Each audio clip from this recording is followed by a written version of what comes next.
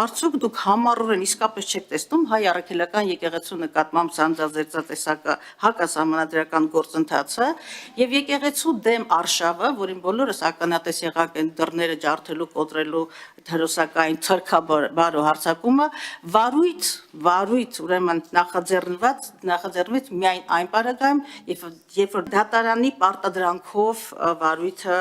հարուցվեց։ Դուք արդյոք գտնում եք, որ դուք գտնվում եք սահմանադրական կարգը եւ իրավական կարգը ազգային պետական շահապաշտպանելու դիրքերում եւ ինչու չեք տեսնում այստեղ հանցագործություններ, որոնք ավելի քան ակնհայտ են։ Արշավին մեծագույն հաճույքով եւ խանդավառությամբ լծվել է նաեւ իրավապահ համակարգը, այն համակարգը դատախազներ եւ քննիչներ, որոնց աշխատանքը դուք բացառիկորեն գնահատել եք եւ նույնիսկ ձեր հաղորդման մեջ երախտագիտության խոսք եք նրանց ուղղել։ Քահանաներ միաժամանակ հրավիրվում են ուրեմն քննչական անհետաձգելի գործողությունների խափանելով պատարագը եւ նաեւ ըստ էության դուք ոչ միայն եկեղեցուն եք դրանով այսպես ասած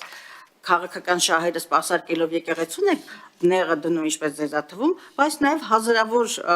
հայ հավատացյալների, որոնց զրկում եք պատարագի, իրենց խղճի եւ հավատի ինչպես նաև